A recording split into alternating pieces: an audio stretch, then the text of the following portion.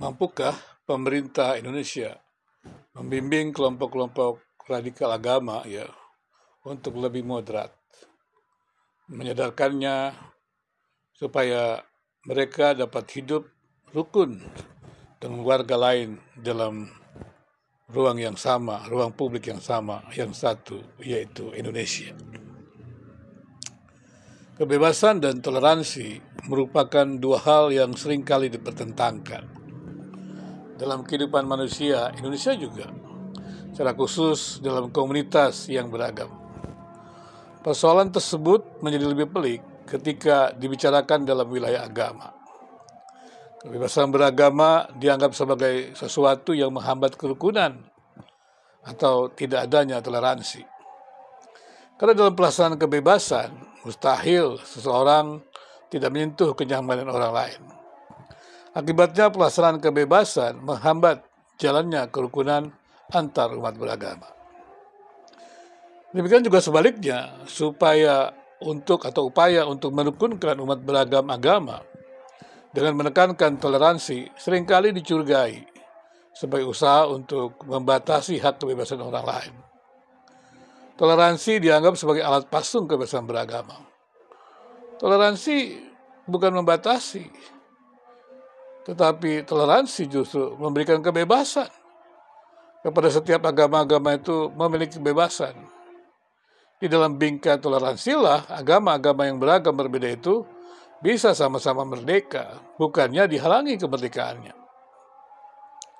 Kebebasan beragama pada hakikatnya adalah dasar bagi terciptanya kerukunan antar umat beragama. Jadi tanpa ada kebebasan beragama, bagaimana agama-agama itu bisa rukun di ruang publik?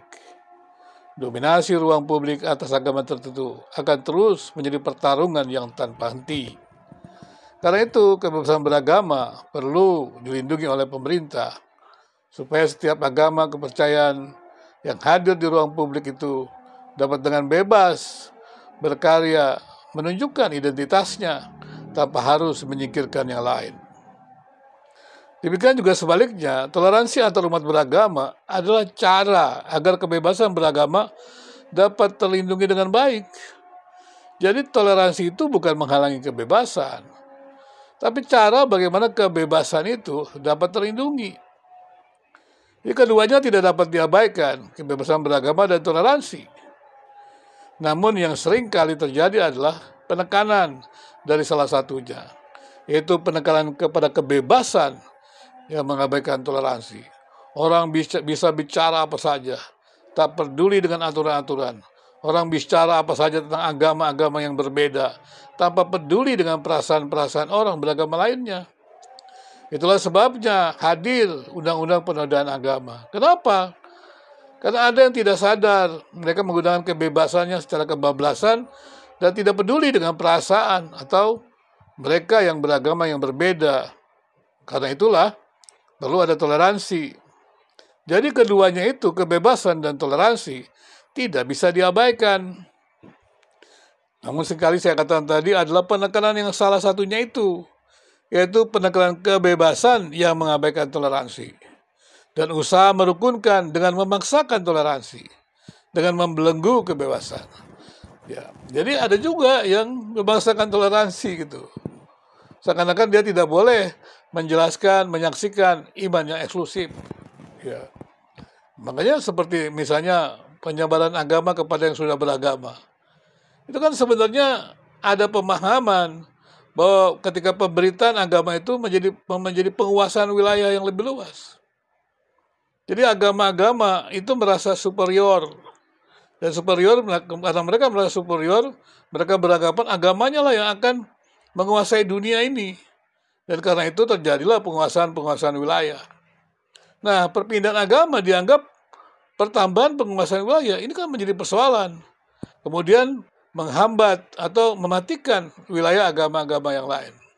Secara khusus agama-agama yang pernah menjadi agama-agama yang sukses di dunia ini. Jadi superioritas agama itu, kemudian yang memperluas superioritasnya kepada yang lain, memaksakan agamanya kepada yang lain, itu akan menjadi persoalan benturan. Dan kita sudah melihat sejarah agama-agama, Agama-agama yang pernah superior itu kemudian juga mengalami penurunan-penurunan. Apakah ingin mengulangi masa lalu seperti itu? Menurut saya tidak perlu. Untuk dapat mempersandingkan antara kebebasan dan toleransi, ya, pemahaman yang benar mengenai kebebasan beragama dan toleransi antar umat beragama merupakan sesuatu yang penting menurut saya. Mempersandingkan kebebasan beragama adalah hak setiap manusia. Hak yang melekat pada manusia, karena ia adalah manusia. Hak itu bukan diberikan pemerintah, hak itu diberikan Tuhan. Karena lahir sebagai manusia. Hak untuk menyembah Tuhan diberikan oleh Tuhan. Tidak ada seorang pun yang boleh mencabutnya. Karena itu persoalan tentang pembangunan rumah ibadah tidak boleh menjadi persoalan yang terus berlanjut di negeri ini. Larangan beribadah tidak perlu terus terjadi. Karena hak itu bukan diberikan oleh pemerintah. Dan hak itu bukan menghambat pertumbuhan agama-agama lain, bukan.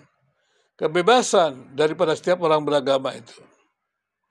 Negara pun tidak berhak merampas hak tersebut dan setiap individu.